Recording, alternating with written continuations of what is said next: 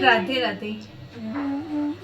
प्रियो, मेरे मन में विचार आया है कि मुझे कहानी आती है तो मैं क्यों ना आपको कहानी सुनाऊं, तो मुझे भी अच्छा लगेगा। तो मैं आपको भगवान के कुछ प्रासंगिक कथा सुनाऊंगी। जो आपको अच्छी लगे तो आप लाइक करिए और शेयर कीजिए और उनसे कुछ सीख लीजिए।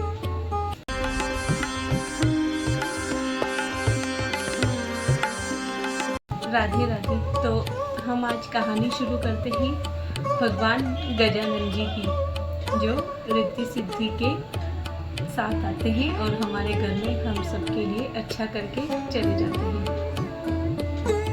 तो हमारी कहानी कुछ इस प्रकार है कि किसी एक गांव में बहुत ही विद्वान सेठ रहता था। नित्य नियम था उसका कि पूजा अर्चना करना, भगवान को प्रसन्न करने के लिए उससे जो भी बन पड़ता था वह करता था। उसका नित्य नियम था कि भगवान की पूजा अर्चना करना, और इस तरह से वह अपने व्यापार में दिन प्रतिदिन वृद्धि करने लगा। तो उसका व्यापार जो है चरम सीमा पर पहुंच जाता है। उसका परिवार भी बहुत ही खुशहाल था। माता लक्ष्मी और सरस्वती का एक साथ उनके घर में जैसे मानो विराजमान था। तो बहुत ही खुशहाल परिवार था उनका, किसी चीज़ की कोई कमी नहीं थी। ऐसे करते करते उनके दिन व्यतीत होने लगे।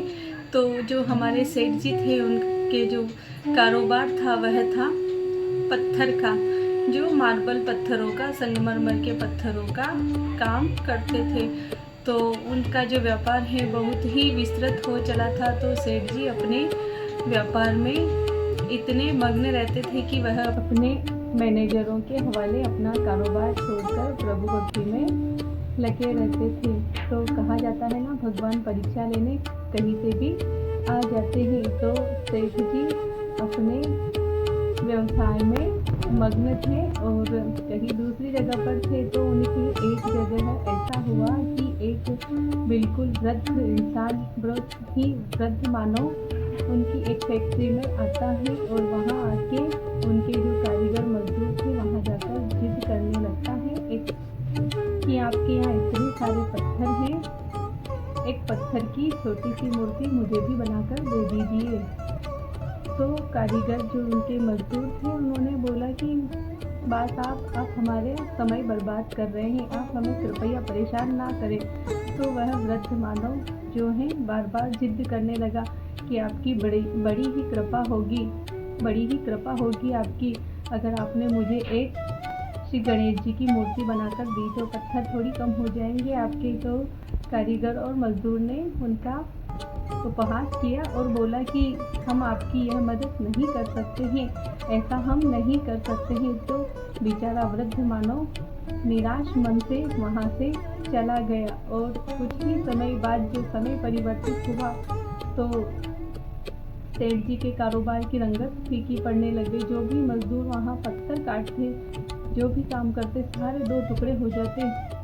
देखते ही देखते सेठ जी का समय बहुत ही खराब चलने लगा और उनकी जो भी फैक्ट्रियाँ थी तो उनके सेठ जी इतने कमज़ोर हो चुके थे कि वह अपने मजदूर और कारीगरों को भी पैसा टाइम पर नहीं दे पाते थे। तो सेठ जी अब उनको पगार देने में भी असमर्थ हो गए। लेकिन इसी बीच उन्होंने अपनी प्रभु भक्ति जो है उन पर विश्वास रखा। उन्होंने अपना विश्वास डगमगाया नहीं। वह बार बार प्रभु भक्ति करते और यही कहते, हे प्रभु, मैंने ऐसी क्या गलती की, मैंने ऐसा क्या किया कि आप मेरी इतनी बड़ी परीक्षा ले रहे हैं। हे प्रभु, मुझे कुछ तो संकेत दीजिए जिससे मैं ये समझ पाऊँ कि मेरे से चूक हुई है, मेरे से कुछ गलती हुई है। हे प्रभु, आप किस रूप में आए थे और मेरी किस प्रकार परीक्षा ली थी, मैं नहीं समझ पा रहा हूँ, लेकिन मैं इतना अवश्य जान रहा हूँ कि आप मेरी परीक्षा ले रहे हैं। हे प्रभु, मुझे कुछ तो संकेत दीजिए ताकि मैं ये समझ पाऊँ कि मैंने कहाँ गलती की है।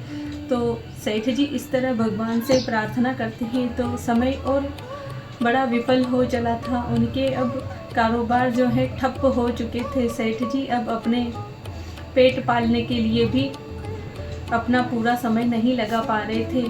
तो सारे मजदूर उनके अब घर बैठ चुके थे और सेठ जी अब अपना परिवार पालने में भी असमर्थ होते जा रहे थे।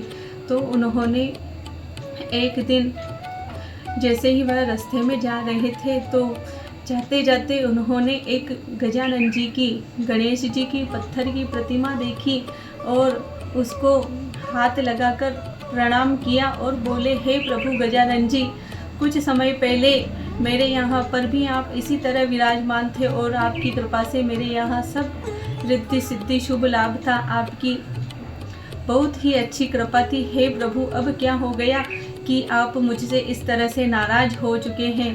तो सेठ जी कहने लगे, हे प्रभु, ऐसी क्या मुझसे भूल हुई जो आप इस तरह से नाराज़ हो गए हैं। यह मन में विचार कर हताश नज़रों से आगे की ओर चलते हैं और एक मंदिर में जाकर बैठ जाते हैं और अपना जो समय है उसे याद करते हुए विचलित हो जाते हैं कि उसी समय एक वृद्ध इंसान वहाँ आया था और उनसे कुछ कहने की कोशिश करता है और वह उसकी बात ध्यान लगाकर सुनते हैं। जब वह इसी तरह उसकी बातें ध्यान लगाकर सुन रहे थे तो उनकी फैक्ट्री में काम करने वाला एक मज़दूर आता है और वह उस वृद्ध को देखकर उसका उपहास उड़ाता है और सेठ जी को बोलता है कि सेठ जी, ये वृद्ध इंसान वापस आ गया है।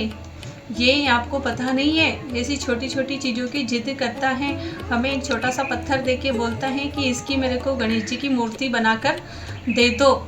तो सेठ जी को सब कुछ जो है समझ में आ जाता है और वह उस वृद्ध के चरण पकड़कर बोलते हैं कि हे प्रभु, मैं आपको पहचान नहीं पाया, मेरी गलती हो गई, मुझे क्षमा करें।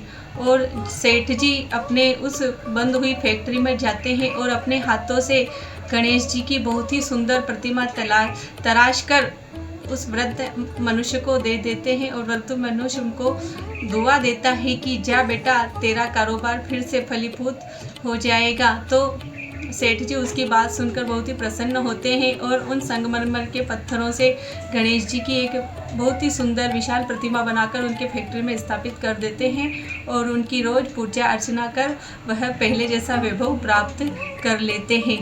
जय हो गजानन जी महाराज की।